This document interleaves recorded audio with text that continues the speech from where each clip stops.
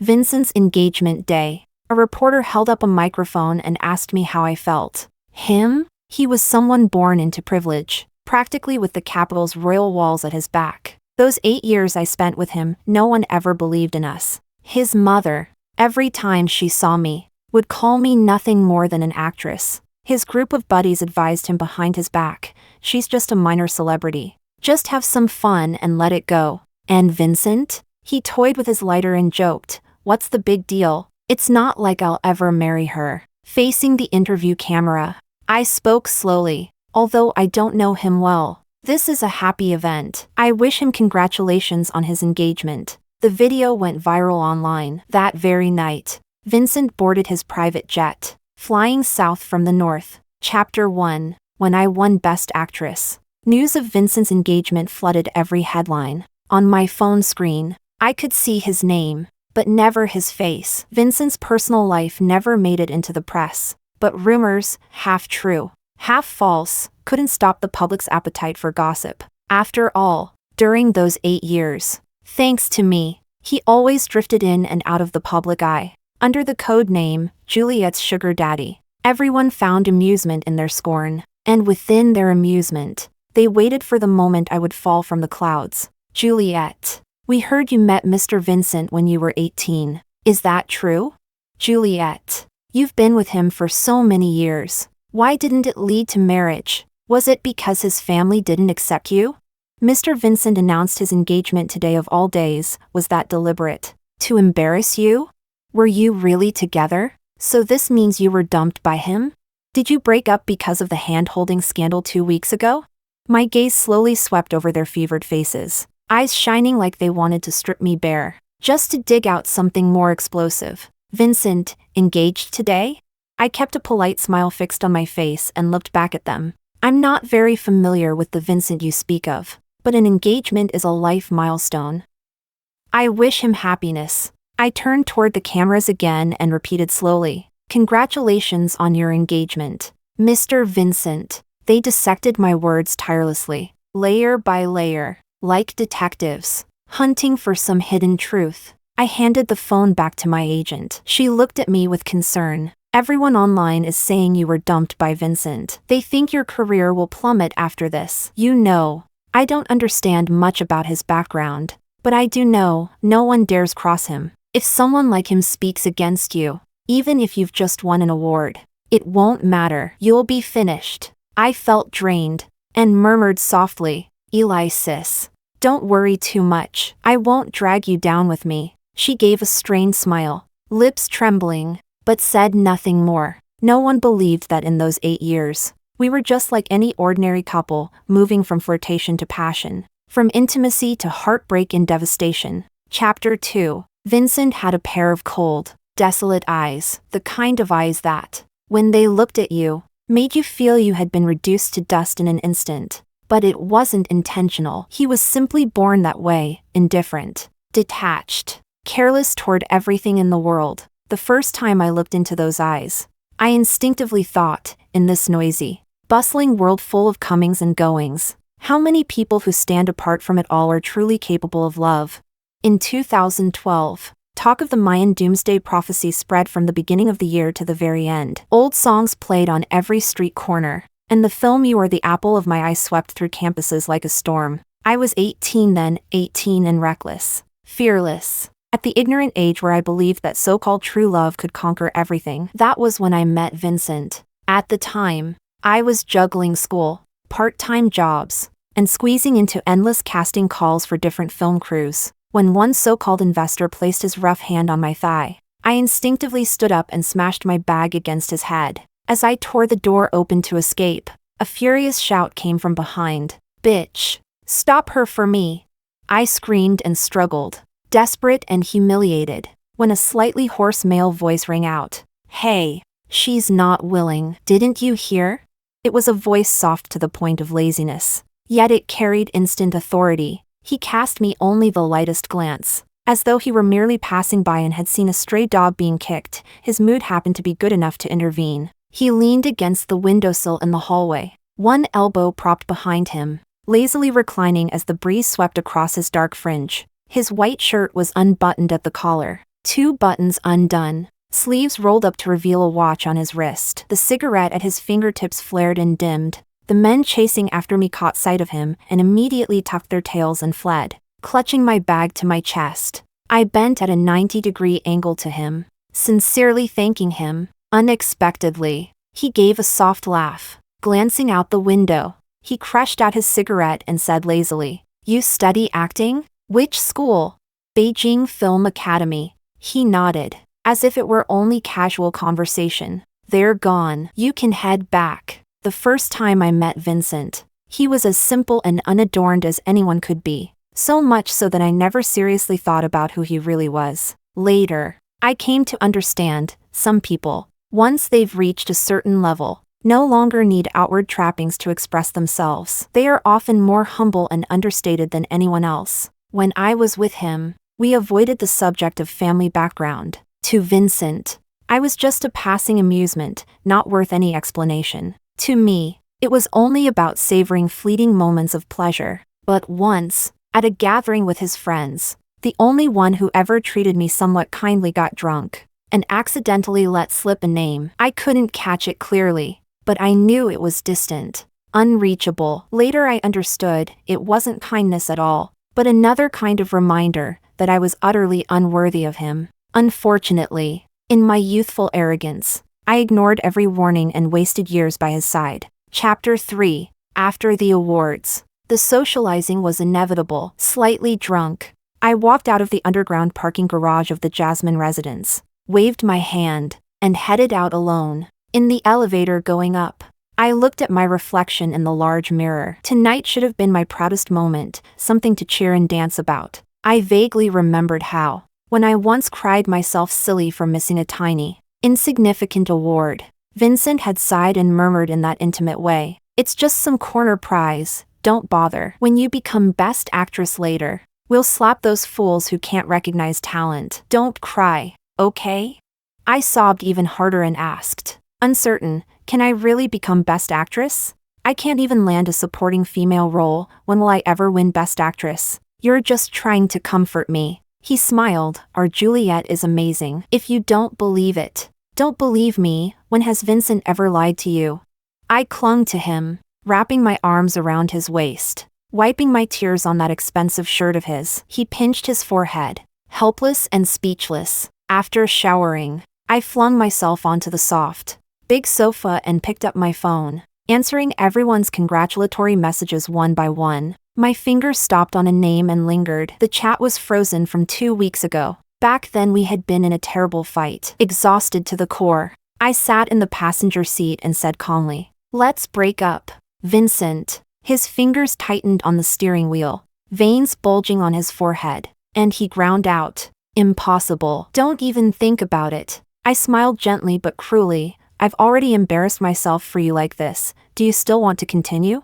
He snapped his head toward me, breathing heavily, and after a few moments steadied himself. "Juliet, what are you causing a scene about now? I've been exhausted. Give me some time." The argument ended with neither of us wanting to be the one to step down. The doorbell and my phone rang at the same time, both probably from the same person. I let them ring on, ignoring both, until the doorknob turned, and I remembered we hadn't changed the lock yet. I sat on the sofa and looked toward the entryway. Vincent stood there, travel-worn, eyes heavy and solemn. Eyes are organs of desire. Those eyes had once been so indifferent to everything. I had dragged him down into the mundane world, then watched him struggle bitterly in the sea of desire. I felt calmer than I expected. Maybe some things needed to be properly resolved. "Is it so late? You came from Beijing?" I asked. He stopped in front of me, blocking most of the light. His shirt was slightly rumpled and his sleeves still rolled up. After a moment he sat down and rested his head lightly on my shoulder, as if utterly exhausted, and sighed. "What's all this about?" A few sincere feelings, a few true words, hard to define, harder to explain. "Vincent, can't you see this game is about to reach its end?" I asked him calmly. "Are you thinking that after you marry, I'll become your mistress?" "Vincent, don't humiliate me like that, okay?" He was stunned for a beat, then said slowly, "Give me some time." I cut him off. "Haven't we already tried?" "Vincent, I tried, only to end up battered and bleeding. Do you have to drag me along and hit the same wall again before you'll stop? I lowered my head and looked at his ring finger, and said honestly, the new ring is very pretty. Vincent's hand went rigid in an instant. Frozen. I looked up and, like at our first meeting, smiled at him. So, can you return the ring I gave you? Chapter 4. What a pity, that youthful, all-consuming love should come to such mutual disappointment. The year I was 18, I saw Vincent again at a college party. I was pulled in at the last minute to join as a dancer. I thought it would be another brief, passing encounter, but it was the beginning of so much entanglement. I wore a pure white dance dress and waited to the side. He was there, whether he'd been there all along or had arrived later. I couldn't tell, tucking his cigarette out the window, lazily calling, "Little Swan?" I turned and saw him, and for an instant my eyes lit up. He gave a muffled laugh. "No mistake, it's really you." I stepped over, curious, "What are you doing here?" He lowered his head. The breeze carried the clean, pleasant scent of him. "Bored, just wandering around and ended up here." He spoke as if coaxing a child, but I had no need to take it literally. He went on to placate me, let me buy him dinner, claiming to be taking advantage of my kindness. I was ready. I took out all the money I'd earned from part-time jobs to treat him. Because he looked so precious and rare, I couldn't imagine him sitting in a greasy little shop, such a jarring contrast. In the end he dawdled and we ended up eating late at the school cafeteria. He ate very little. After a few bites he stopped, then explained that his stomach was weak and he couldn't eat much. At first I thought he was saying that to spare my feelings. Later, being with him, I learned he'd actually ruined his stomach through his habits. While we were together, I learned all kinds of ways to make soothing porridges for him. Whenever his stomach acted up I hovered around him like he might shatter. Day and night, he would half lie on the bed, pale, pinching my face with a smile at the corner of his mouth. "Look how worried you are, someone would think I was terminally ill." I slapped him in anger and, carrying the bowl, went downstairs without looking back. Vincent had his hands in several companies. In their early days he, like most entrepreneurs, was burning himself out. For a time I believed he was simply a person who'd used a little family capital to strike out on his own. I quietly pleased myself with the thought that if I worked hard too, we wouldn't be so far apart. Chapter 5. After a few back-and-forth encounters, it seemed there was always some reason to talk. By the time I realized it, Vincent had already stepped into my life. The first time I met his friends was at a famous nightclub in the northern capital. I had dressed carefully, wanting to leave a good impression on them. Vincent looked a bit surprised when he saw me. Once we arrived, I understood his surprise. In that place, the men were his friends, the women were their companions. His friends regarded me, at Vincent's side,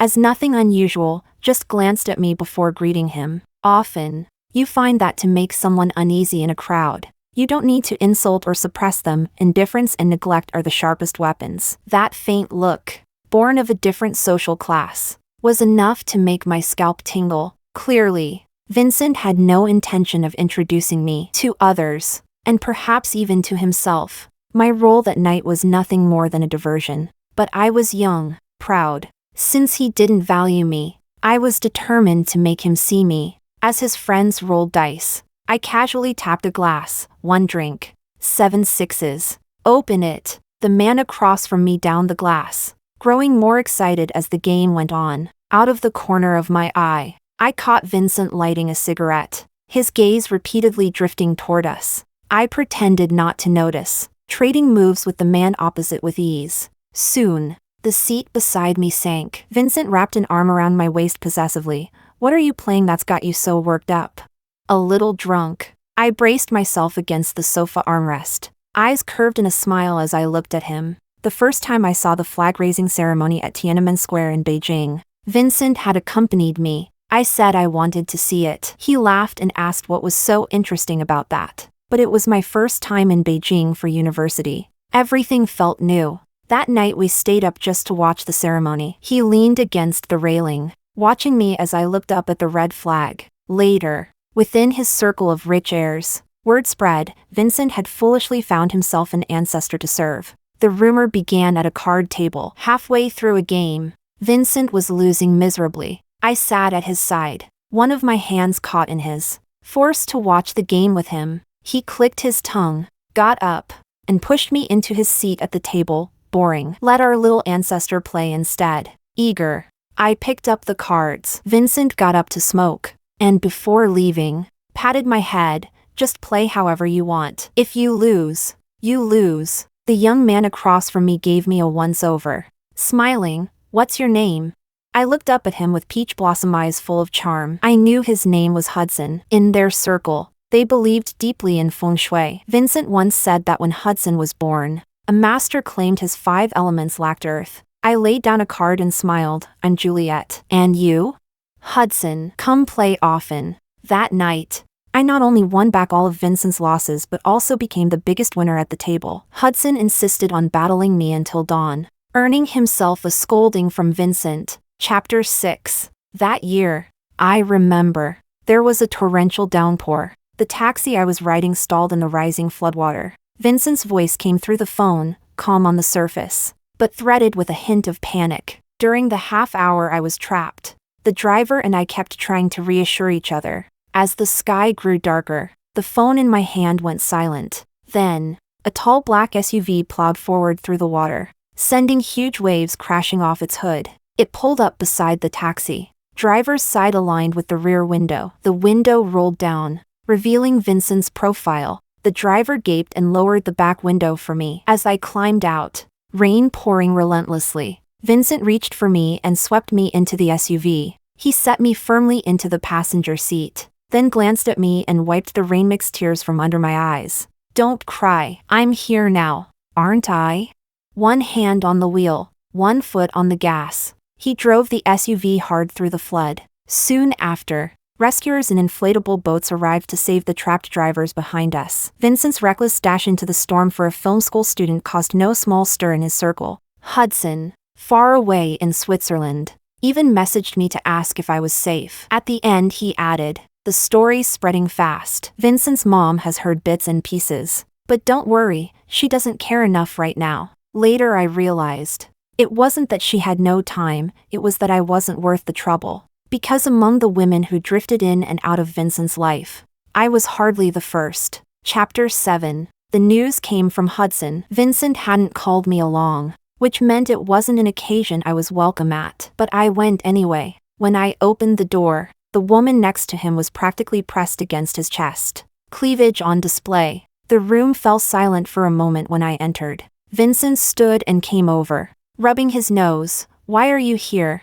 I didn't touch her. True, he hadn't touched her, but he also hadn't pushed her away. Maybe my expression was ugly enough, because Vincent turned and kicked the table hard. That was the first time I saw him curse. The first time I saw him so furious. Who the hell invited her?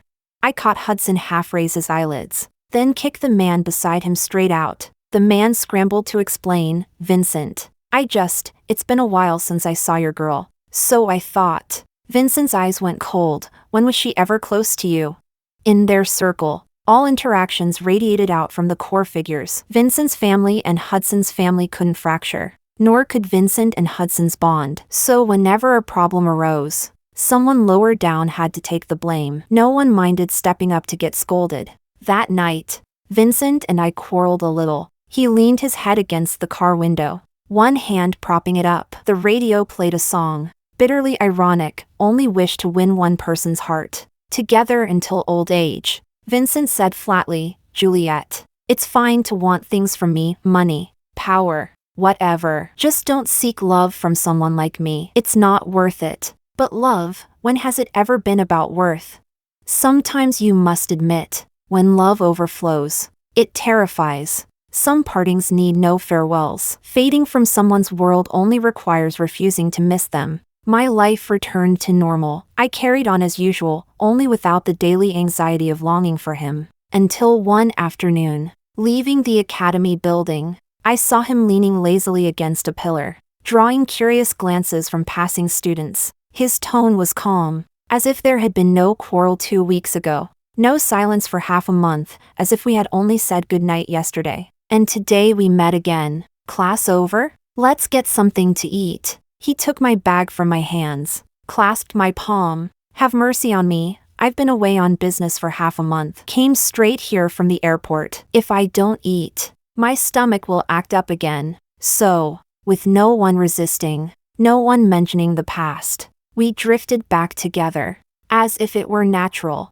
I indulged myself, floating with him. I thought, at worst I'll waste a few years, surely I'll wear down an answer out of him. Looking back, I can only say, how foolish I was. Chapter 8. My path in the entertainment industry was never smooth. In a world where there are too many monks and too little porridge, sometimes what matters isn't a monk's quality, but the connections he can string together. In show business, that truth is amplified. When I auditioned for Dynasty of Splendor, I only landed the role of a palace maid. Still, compared to before, at least it was a role with lines and screen time. The production was marketed as a grand spectacle from the start. The female lead was a top-tier star, and the male lead was a long-standing, award-winning actor. So even a palace maid role drew hundreds to audition. By the time it was my turn, the noonday sun outside was blazing. I was restless. Vincent had finally freed up a weekend to be with me, and I had dragged him here.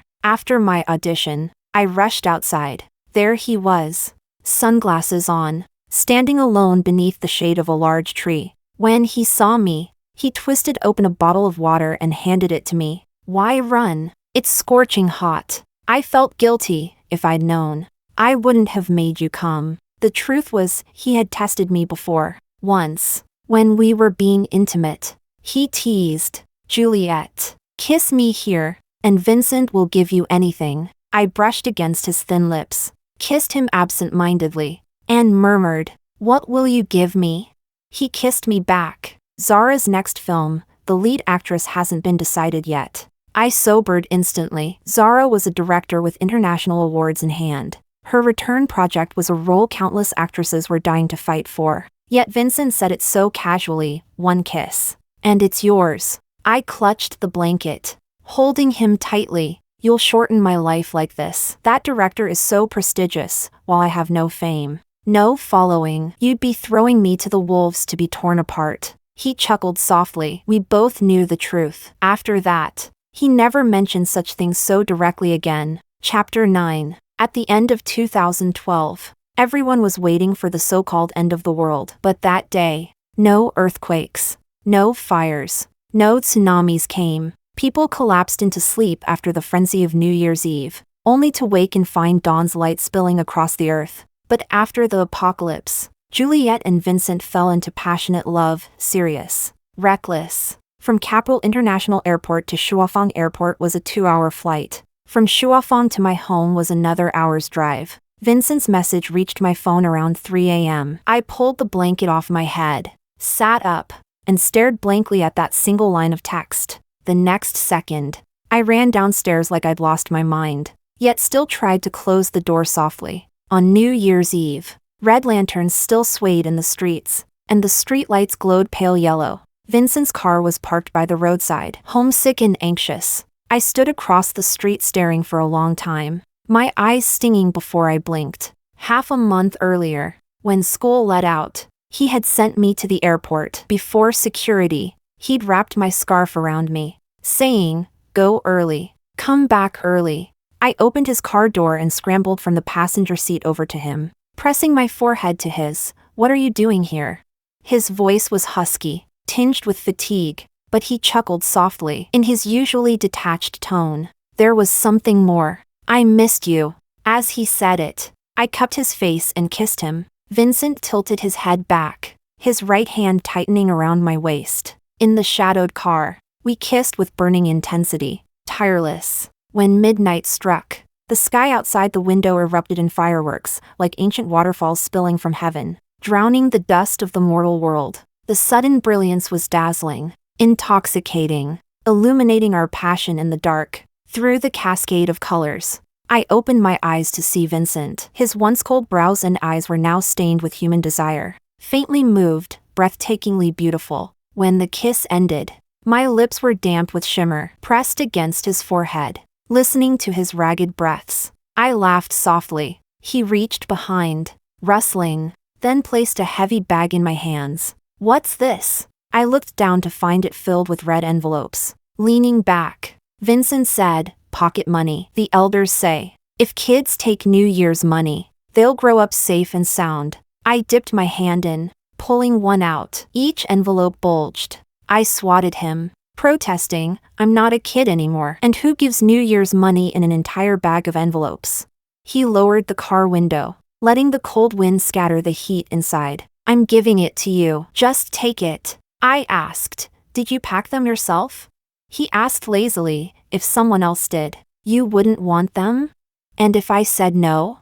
Half teasing, half serious, he replied, fine. I packed them myself. How could anyone else prepare our Juliet's New Year's money? Vincent was always the one people raised high on a pedestal. Hudson once laughed and said, even if Vincent tricked you, it meant he'd actually put in effort. And for someone like him, that effort, deceit or not, was something others could only dream of. But in that moment, I only wanted to believe him. Believe that he sat in an empty hall, cigarette in his mouth, brows furrowed, casually stuffing thick stacks of bills into envelope after envelope. 100 envelopes, tens of thousands in cash. Only he would think of something like that. Have you ever given another woman New Year's money like this? It was a willful, self-punishing question. Vincent looked down at me in the flickering fireworks. What other woman could ever be like you? Even in that moment of intimacy, he wouldn't tell me a comforting lie, that there had never been other women. My question, in such a tender and electric atmosphere, was nothing but a buzzkill. I pretended not to hear it, changing the subject, but I didn't prepare New Year's money for you. Vincent chuckled low, you give me New Year's money? Aren't you afraid you'll shorten my life? Where are you staying tonight? I'll look for a hotel nearby. And in the morning, he pressed my phone down, I'm leaving soon. I froze. Disappointed, leaving? I have to rush back, there are New Year visits in the morning. He cupped the back of my head and kissed me lightly, enough. Go to sleep. I asked stupidly, then after the New Year, should I return to school early? No rush. Spend more time with your mother. Later. Vincent's family driver from Wuxi came to fetch him. After he left, I stood downstairs, dazed, unable to come back to myself. Tell me, wasn't it true that when Vincent set his eyes on someone, he really did put in some effort to love them?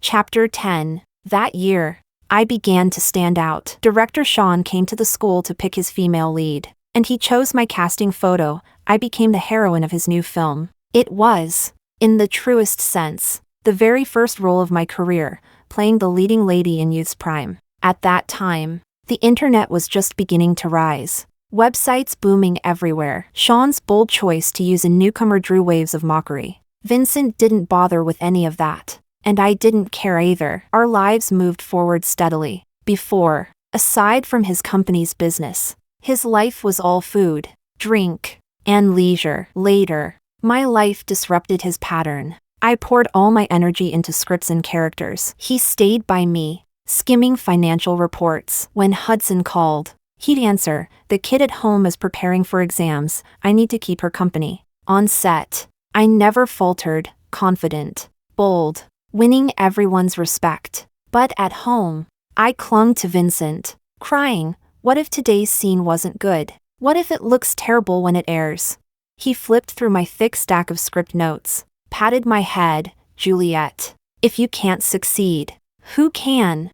Really? Really? When has Vincent ever lied to you?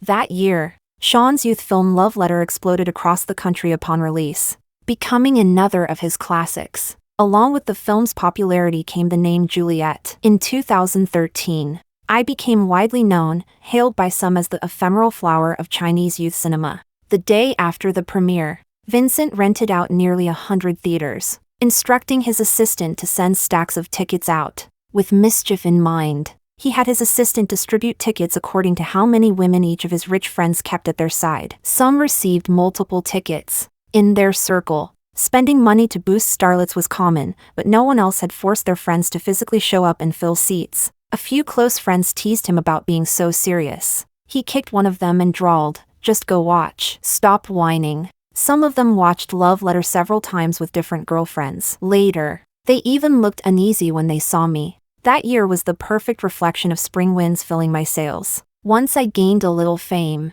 Vincent became my hidden lover. Sometimes he complained, and I had to soothe him. Seeing how hard I worked, he joked, "I'll start a company to promote you. Keep the money in the family." Fastening a necklace. I replied without looking back, "I can start my own company in the future. Don't you believe me?" He put out a cigarette and nodded, "I believe you. But fame is one thing, resources another." My small measure of fame wasn't nearly enough on the grand stage of entertainment. It showed when I was invited to a year-end awards show and couldn't borrow a single decent gown. That afternoon, Vincent drove us out of the way to a villa. Walking beside him, I asked, "What's this about?" The villa's hall had been arranged like a runway. The only audience, Vincent and me. Dozens of models, built just like me, paraded the latest haute couture pieces from major brands. Pick whichever you like. If none suit you, those designers over there will make you something new. On the right, a row of designers stood, each tied to top international labels. The moment was surreal. What rose in me wasn't joy or excitement, but a sense of helplessness. It was the first time he revealed such a bare glimpse of what stood behind him, only the tip of the iceberg. Seeing his usual calm face, I realized all this was as ordinary to him as drinking water when thirsty. I said nothing, and chose something modest. Later, when did rumors start spreading that Juliet's patron is Mr. Vincent? Probably the night when the male lead of one of my films stood below my apartment building, calling me non-stop. On-screen romance often seeps off-screen, but even after the series had nearly finished airing, he couldn't let go. Vincent stood at the window, one hand in his pocket, the other holding my phone. He stared coldly down at the figure below. He answered the call. "Kurt, if you want to keep your career, I expect you gone in 3 seconds." The man didn't vanish in 3 seconds. Of course, but after that night, I rarely heard his name again. Days later, Mr. Vincent became inseparable from me. My haters labeled him my patron, dissecting every one of my works to prove that without him, Juliet would have gone nowhere. But those who liked me defended me fiercely. They insisted I had climbed each step on my own. Chapter 11. From 2012 to 2016, no one could have imagined that I would stay by Vincent's side for so long enough that I almost believed lovers could truly end up together. We avoided cameras, dodged every chase and every prying gaze, living wildly as if life and death meant nothing. On unfamiliar streets in Italian plazas, we kissed passionately in public. On the avenues of Paris, we held hands like any ordinary couple among thousands brushing past. At Manu Bay, he bent low on his surfboard, racing 30-meter waves. My heart was suspended in the air. He, dripping in seawater, wild and unrestrained, leapt onto the yacht's railing and kissed me hard amidst cheers. We once picked up a stray dog on the street. Vincent spent $500,000 to charter a plane just to send it back home. He even gave the dog its own villa, with a butler and a driver to care for it. I looked at him speechlessly. He just smiled. "It's our token of love dog, shouldn't it be treated specially?"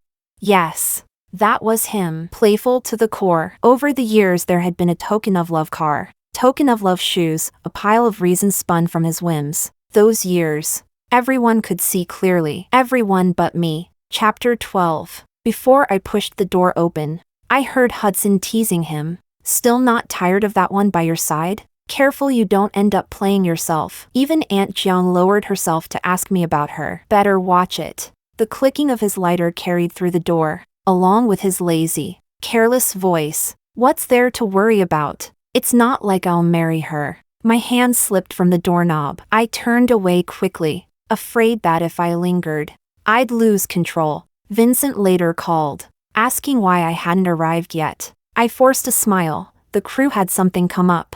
I was an actress. Everyone praised my performance on stage. Vincent wasn't. No one ever praised him for his act, but I had drowned in it anyway. Perhaps I should have applauded him for it. What arrived sooner than another fight between us was his mother, Madame Jin's invitation. She chose a day when Vincent was abroad. She knew there was no need to quarrel with her son over me. Perhaps I wasn't worth it. That morning, it rained. I rode in one of Vincent's family cars to meet her. The vehicle drove deep into a secluded estate. Vincent's mother wore a perfectly tailored cheapao with a matching shawl. Her black hair was pinned up neatly, her demeanor elegant and dignified. Her smile was warm, spring-like, endlessly kind. Her first words to me, "Please, Sit, have some tea, try it. She didn't know my name. She didn't care to. She didn't even bother asking. Her second words, by the way, are Wangqi. Oh, that's Vincent. He's been spending time with you. He just loves making friends. I have a box of tea leaves here. Could you pass it along to him? It's on that table by the veranda. Would you mind fetching it?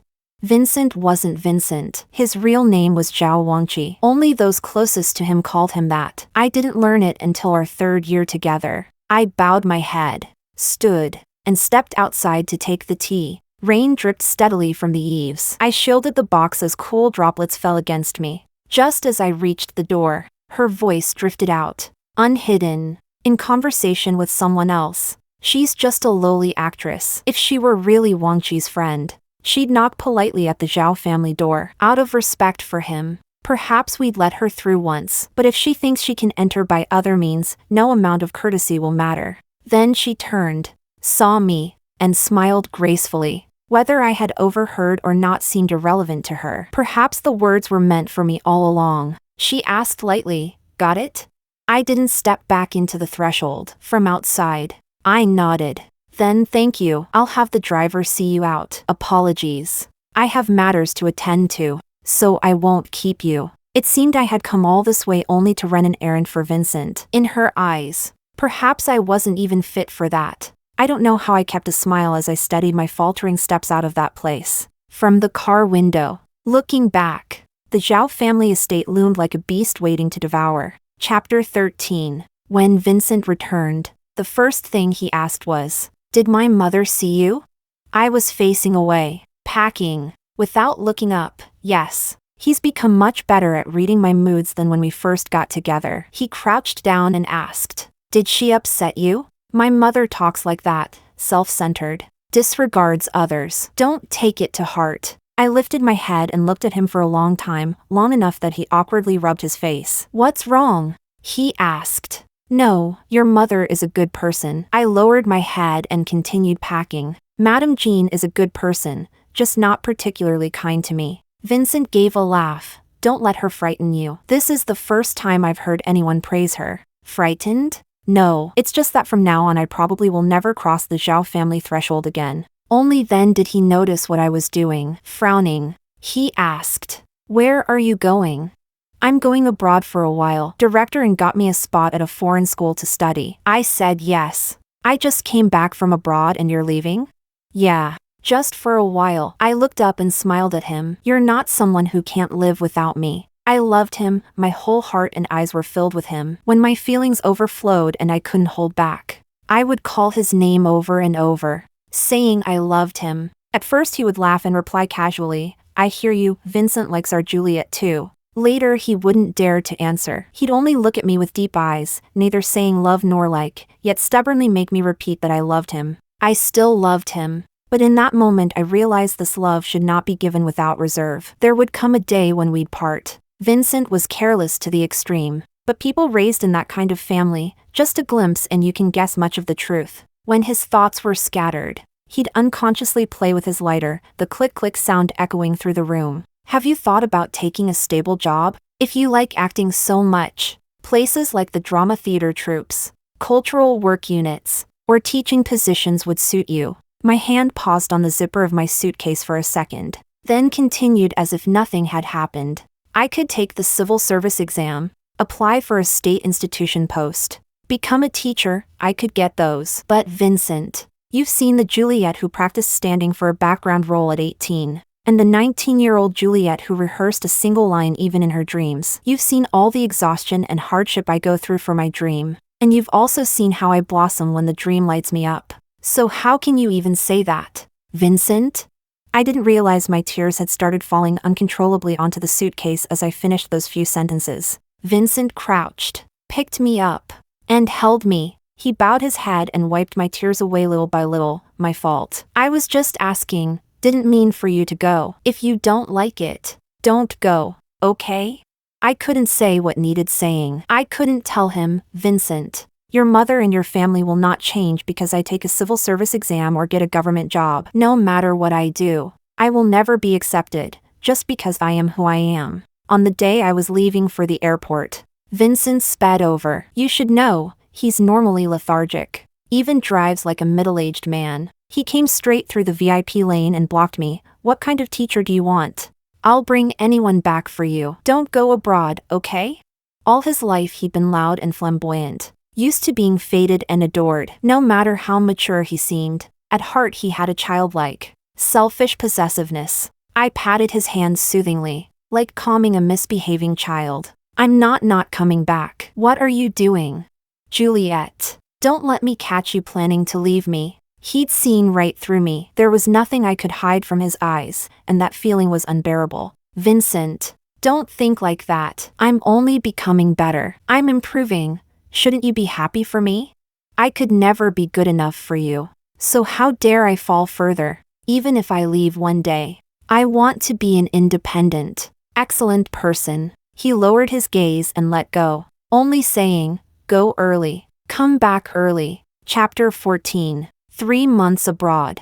With him crossing oceans countless times just to see me, at that moment. It was his proof of love. We both tried so hard to love each other, but no matter how hard we tried, it seemed this was as far as we could go. Outside the window, the sunset draped itself across the towering clock tower. White doves startled into flight, their silhouettes drifting across the sky. I drew back my gaze and looked at Vincent, who had dozed off on my shoulder. He slept uneasily, his brows faintly furrowed, the collar of his shirt wrinkled against his neck. I brushed his hair back with my fingers, and was startled to realize years ago he had leaned against a windowsill, calling me little swan, a boy light as the wind. Now, as time turned, even he had grown weary. In England, I fell ill, down with a heavy cold and fever. By then, Vincent had become practiced at taking care of me. After feeding me medicine, he half reclined beside me, patting my back gently until I fell asleep.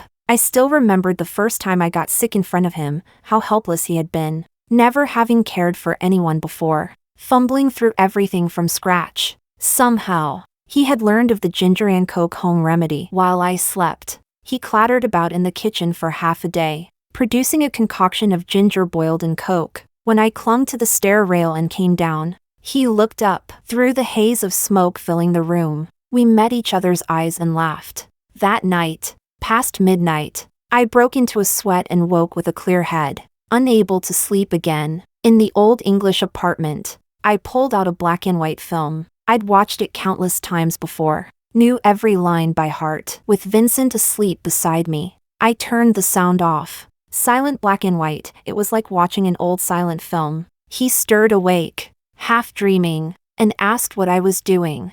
I pointed at the screen. He pried his eyes open, speaking idly. Go back to sleep. I'll watch alone. He smiled, his voice thick with drowsiness. How can you watch a movie alone? On screen, Princess Anne was sneaking out of the castle, beginning a day in Rome she would savor all her life. Before, I had only marveled at her radiant smile, her courage to break free from chains. But now, I suddenly realized, after her brief escape from royal duty, her one romantic and ordinary day, she returned to her gilded cage, and the man who had walked that day with her was left behind, worlds apart. As he watched her depart in a crowd, turning back one last time, the film ended in silence. That final blankness, how terrifying it was. Chapter 15. After 3 months of clinging to each other, it was for the first time in years that I carefully, formally said goodbye. From 30,000 feet as the plane descended, staring at the terminal exit, I whispered, Vincent, you don't have to see me off. His hand, still on my suitcase, froze. He looked at me, part puzzled, part unwilling to hear me. What? Are you unwell? I kept smiling. I've got a new film starting soon and a lot of work. I was thinking He lifted a hand to stop me. Not understanding. Juliet, are you breaking up with me? Vincent, I asked him seriously. Have we ever really been together?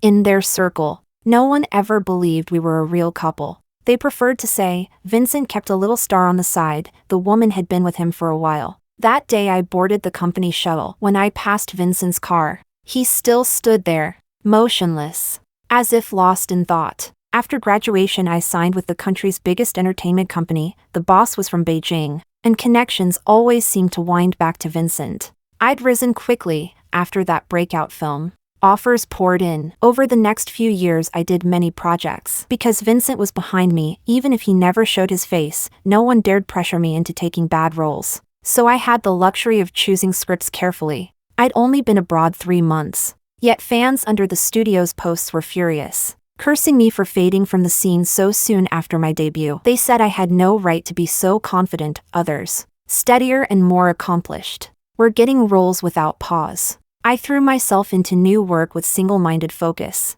Sometimes I still thought of Vincent. Someone with that temperament was probably feeling something for the first time. Later Hudson told me Vincent was trying to fix things at home by subtle means. His grandmother was the channel. Whenever he had a moment, he'd sit with his grandmother and point at my face on TV, asking earnestly, "Is this girl pretty? Would you like her as a granddaughter-in-law?"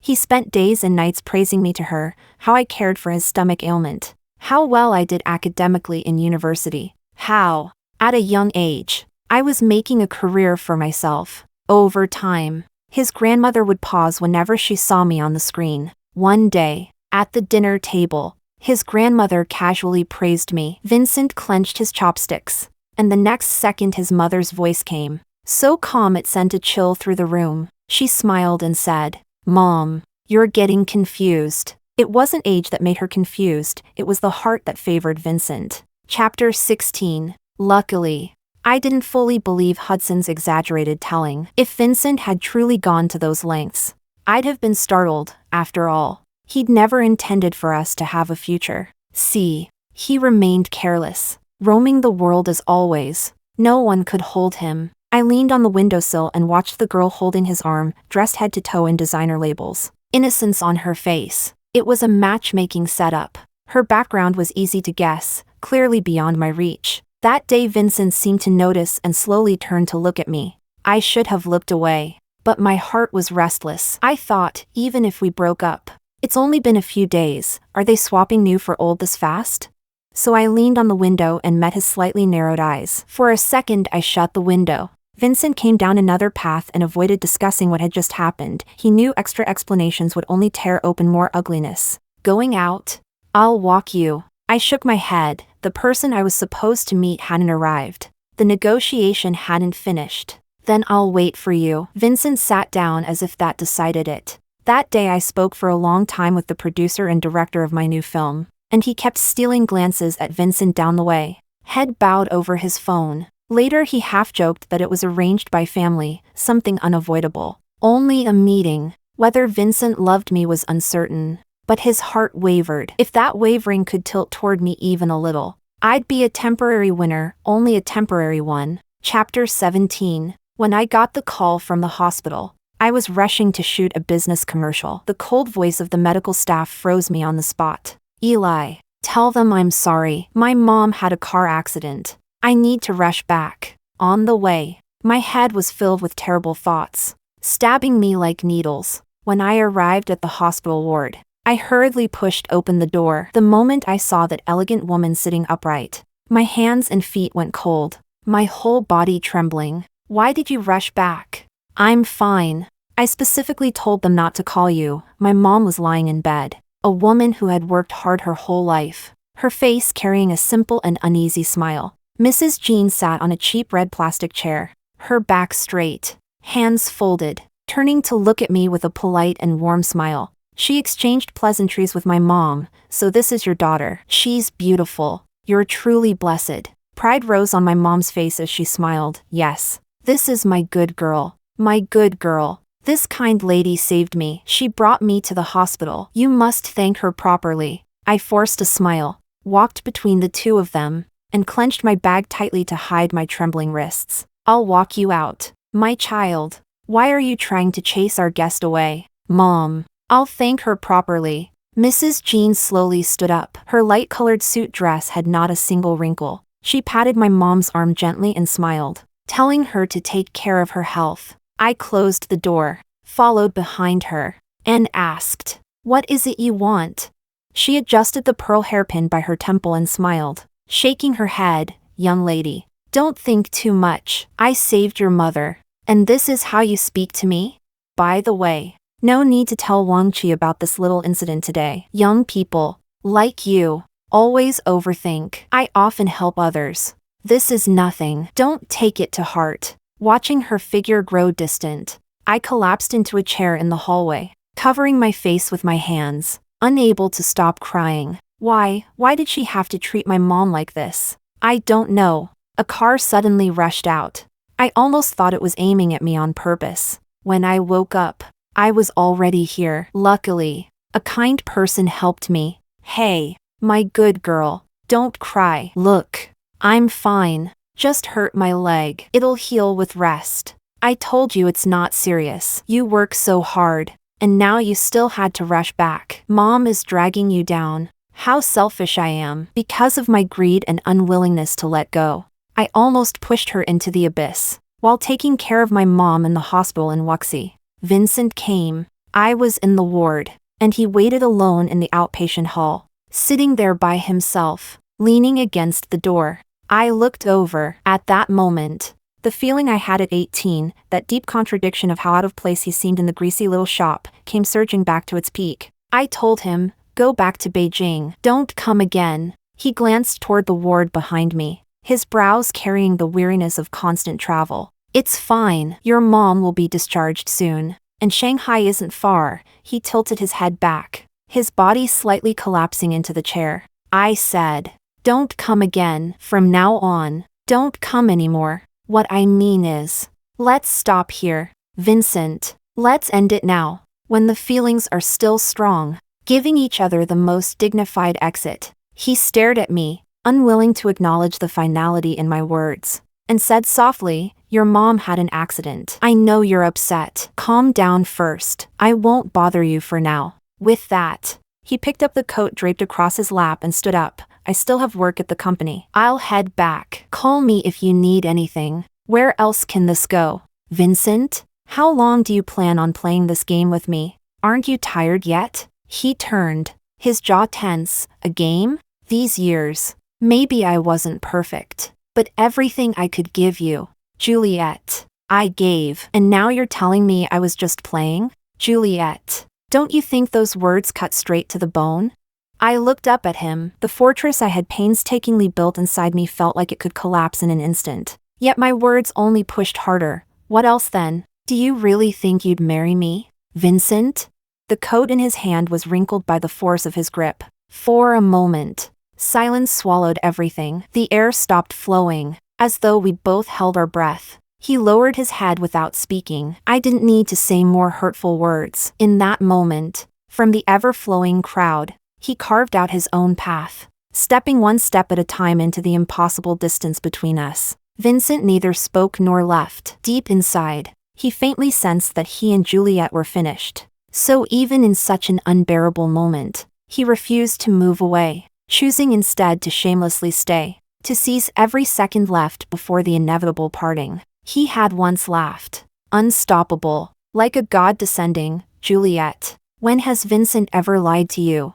It was true, Vincent never lied. The roses in Santa Filatina, the sunrise in Torre dei Coralli, those years. Every casual promise he made in jest, he had fulfilled one by one. But in that moment, I thought, since everything is ending, lie to me just once. Vincent, let me believe, at least for one fleeting second, that you once wanted a future with me. Inside me was a locked attic, sealed in every corner. Everyone thought it was unbreakable. But in that moment, I opened an exit to finally let him go. Chapter 18. No matter how mighty you are, there are trials in this world even gods cannot pass. He had once bowed his posture so low it touched the dust before waking from 1,000 dreams. No matter how nobly he raised his head, Vincent too had a fate he could not resist. Perhaps out of habit, perhaps out of the laziness of not seeking someone new. He even began to linger on memories of the past. When the December snow fell hard in Beijing,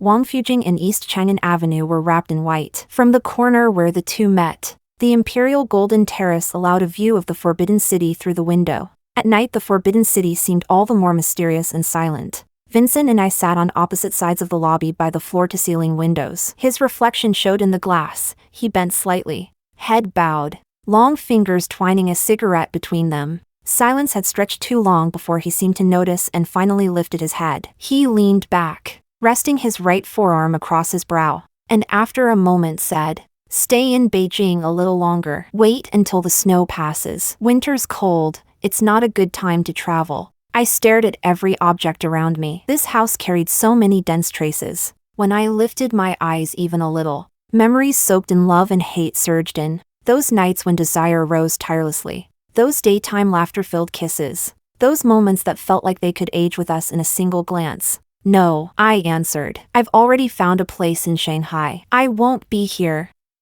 I don't want to disturb you." He straightened, then bent again, hands on his knees, eyes heavy as he looked at me. He didn't speak further. Methodically, he returned my things to their places, allowing me to take only some daily necessities. My pajamas belonged in the second compartment of the bedroom wardrobe. My shoes were to be kept in the metal cabinet at the corner of the cloakroom stairs. My favorite stuffed pig had to sit neatly on the pillow. One by one he put everything back exactly where it belonged, no mistakes. I turned my head sharply. My heart ached in waves. "Vincent, when did a man like you begin to remember these trivial things so clearly?"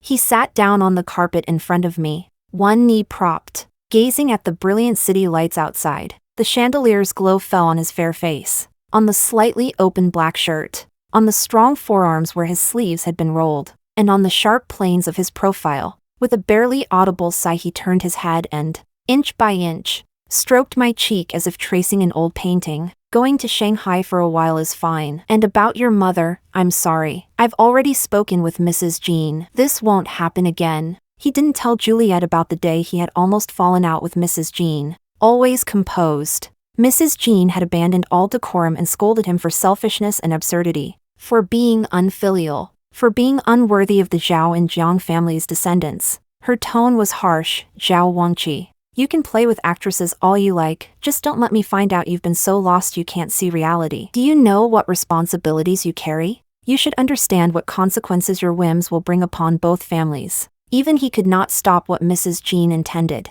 He yielded, resigned. Mrs. Jean took a step back. He looked up, close to tears, and could only beg her, "Please don't touch her or her mother. I beg you, just leave me a way out." Vincent's fingers were cold, as if they had lingered over mountains and rivers. He added, "You can go to Shanghai, but this northern capital, you will come back. Juliet, you must come back. I'll wait for you in Beijing." Chapter 19. The apartment I bought in Shanghai was on Nan Road. It sat just far enough from the bustling commercial district, neither too noisy nor too quiet. When I left Beijing, Vincent sent me to the airport as usual. His expression was calm, as if I were just heading out of town for another film shoot. But I couldn't understand, at the end of such a hopeless game, what effort could he still make? We said no words of farewell, but deep down I knew that barring any accidents, he and I were unlikely to meet again. Stubborn as always, he refused to say goodbye, only reminding me once more, "Go early. Come back early." On the plane leaving Beijing, I unexpectedly ran into Hudson. He greeted me with a smile. Over the years, his female companions had come and gone like a revolving door. Sometimes he even appeared with two women at once, both coexisting in harmony, sitting across the aisle, head bowed over a magazine. He didn't even glance up as he spoke. All those women he had in the early years, none of them weren't trying to climb up to him, and none of them weren't afraid of him. But he treats you differently. Everyone's seen that these past years. Since he's truly set his heart on you, you'd better be prepared. This isn't something you can just walk away from when you want. In this circle, plenty of men keep a main partner and others on the side. If you don't want to end up in that mess,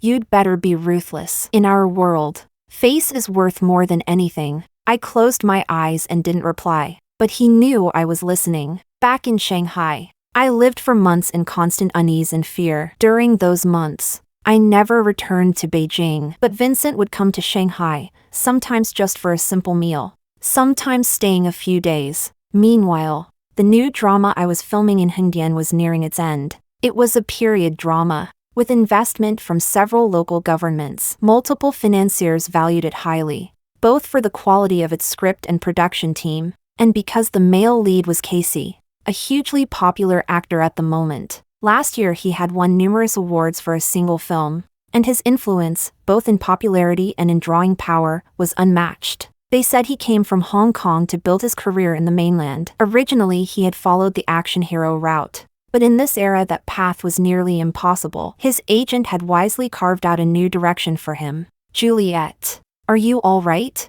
I was still lost in thought, dressed in costume, when a voice reached my ear. Turning my head, I saw Casey, wearing a long blue gown. His looks were among the finest in the industry, deep-set eyes, features chiseled like sculpture, and especially a small mole on the tip of his nose that made him unmistakable. It was precisely that striking appearance that allowed him to transition so quickly from action roles, making him shine in all kinds of dramas. I shook my head. "I'm fine. Thank you." Holding the water bottle in his hand casually, he extended it toward me. "The sun's a bit harsh. Drink some water." I paused, then accepted it. "Thanks." As I took the bottle, a memory surfaced. 2 years ago, I had accepted something from him in just the same way. Back then, I was filming a costume romance drama. Casey had been only a minor supporting role, with little screen time opposite me. When he'd approached me with pen and paper asking for an autograph, I had paused for quite a while.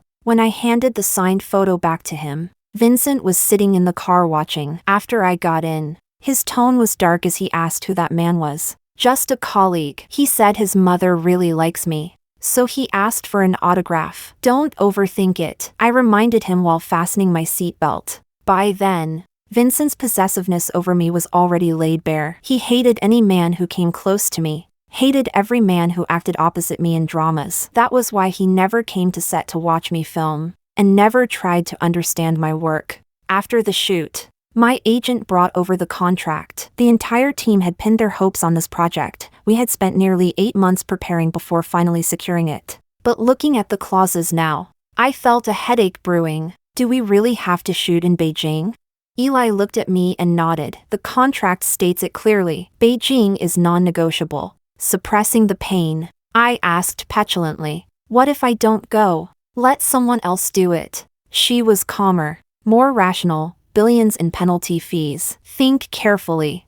I crossed my arms and turned to the glittering night outside the window, where traffic flowed like rivers of light. This was the first time in so many years that Vincent had directly interfered in my work. Hudson's words echoed in my mind. Men like him valued face above all else. The day I tore apart Vincent's carefully guarded dignity, his plane landed in Shanghai from abroad. I thought we would have another explosive fight, but instead he took me to his friend's wedding, a grand affair. The most extravagant wedding Beijing had seen in years. That wedding gathered nearly all of Vincent's network and connections. Yet after that incident, everyone more or less knew that the woman he kept was a traitorous ingrate. At the reception, Hudson raised his glass across the long table and said softly, "Juliet, you've got nerve." He let his own face be trampled into the ground, and still brought you by his side so everyone would know you're his. After all, no one dares say it to his face. I looked at Vincent walking toward me, torn between unease and a bitter ache. "You've blown this game into such proportions. Have you ever thought about how to end a match that has no conclusion?" When it came time to toss the bouquet, the bride, who didn't even know me well, made a point of inviting me up. Vincent sat on the left, watching me. Under the lights, the wedding bouquet glowed in vibrant color. Amid all the joy and blessings, I kept my eyes locked on him, unblinking. White gown, flowers filling the hall. Family and friends gathered in joy at that moment. It was the closest we would ever come to marriage in our hopeless lifetime. The countdown began. 3 seconds to happiness, and the bouquet flew back. I lowered my head to avoid Vincent's gaze, turned my body aside to avoid the flowers. The girl who caught them erupted into cheers. When I looked back at Vincent, the curve of his lips had flattened, his mouth pressed into a hard line, his dark eyes fixed on me. Chapter 20. "So, the ring I gave you, can you return it to me?" I lowered my head and asked again. Vincent pulled off the ring on his hand, searching his pockets for a long moment before saying hoarsely, "I swear I was wearing it." Yes, he was. He always had it on, so how could it suddenly be gone? That ring was part of a pair. I bought them when I was 18, with my very first paycheck from acting, along with the money I'd scraped together from countless part-time jobs. It was also the first expensive thing I had ever bought. To him it was nothing, but back then I was the only one at his side. And he spoiled me endlessly. He wore that ring for 8 years straight. His expression turned uneasy as he opened his empty hand, staring at it in bewilderment. I turned away, unable to watch any longer. Suddenly, a muffled groan broke the silence. I whipped my head back and saw his face pale, cold sweat streaming down, one hand clutching his abdomen as he collapsed against the table. Vincent? Vincent! I knew his body too well. It had been a long time since he last had a stomach flare-up. I helped him onto the bed, poured water, and gave him his medicine. Taking a towel, I wiped the sweat from his face, then got up, planning to make some porridge, but he frowned tightly, one hand still on his stomach, the other reaching out to grab me. His forehead pressed slowly against me. Don't go, Juliet. Sick Vincent was like fragile white porcelain. I brushed aside the damp hair sticking to his forehead and gently smoothed the crease between his brows. I'm not leaving. I'm just going to make you something to eat. I don't want to eat. Just stay here. Every time his stomach acted up, he became someone else, childish, unreasonable, and demanding. As long as I wasn't crossing any hard lines, I couldn't bring myself to ignore him. The marks we had left on each other ran too deep. When we didn't see each other, it was fine, but the moment we did, the pain of tearing flesh from bone gnawed at my mind like a saw. Vincent slept through the night after taking his medicine, while I kept watch from the sofa beside him.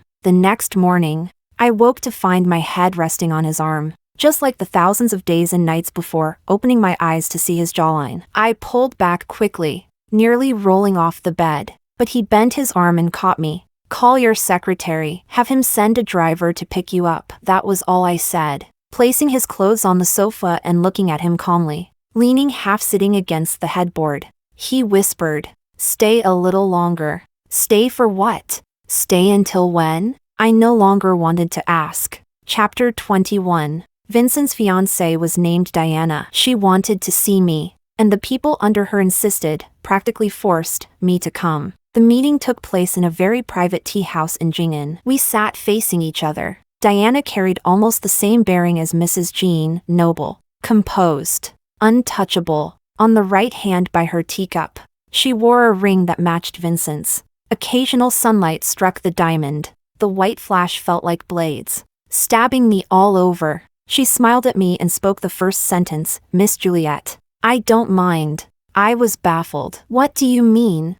Her smile became even more proper, more measured. "I don't mind you and Wangqi. He won't love me, so I don't care whom he loves. The one I'm marrying isn't just him as a person. In this society, interests and relationships matter more than any love." But clearly he's a bit muddled. "So I thought, you're obedient, sensible, and reliable. It's fine for you to stay by his side. As for the others later, find those loose ones. A woman with a clean reputation like you makes me feel at ease." I knew Vincent was more than just a man. He had become a symbol in this society. All the value extended from that symbol composed his life and became the fate he could not escape. What she said, when thought through, wasn't entirely wrong. It was the norm in their circle, perhaps the norm of this society. But he was the person I had loved with my whole youth. I could not stand to hear him disparaged. "What do you consider him to be? A tool for a stable marriage? Or an object to be shared at will?" I swallowed my discomfort and forced the words out. "He is not that kind of person. It's not about love. If he chose to marry you, he would take responsibility. You don't yet understand him. To judge him like this is..." I stood. I had no right to say more. I only said softly, "You say you don't mind. Well, I do." Diana's face darkened. "I didn't expect you'd be so difficult, Miss Juliet." I didn't want to argue further. I rose to leave. At that moment Vincent and his mother came up the stairs. The instant he saw me, his body hesitated for a split second, and his brows tightened. "Diana, what are you doing?" Mrs. Jean stepped forward before he could, waving to Diana. The three of them stood together. I felt ice flow through me. I no longer belonged here. Vincent started toward me like a startled bird. I retreated. "Don't come over." My fingers white from clenching. "Don't come. One word from your mother is enough to crush all my spine." I could not bear it. He halted, his face hardening as he said over his shoulder, "You two go back first. All right?" I turned, saw another stair exit, and walked away without looking back. Vincent's calls came in again and again, but I didn't answer. Hudson called several times too. I turned my phone off and went in with numb limbs. Hudson called Vincent back. Before hanging up, he said slowly, "Vincent, Diana has already stepped right into Juliet's bones. What can you do about her? Juliet shouldn't have to walk that path. Give her a way out. Don't force her down that road." Vincent gripped the phone tightly, replying coldly, "Who do you think I am? How dare you cross the line and lecture me like that?"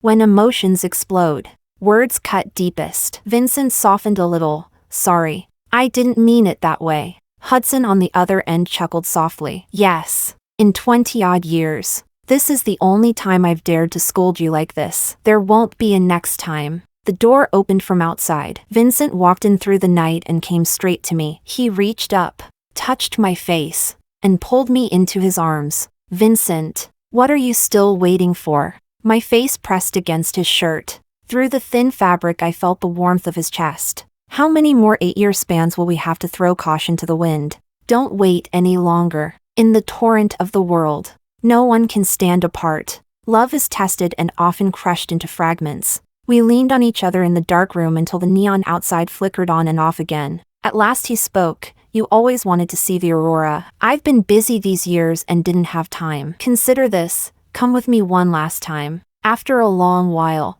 I nodded. "All right." Chapter 22.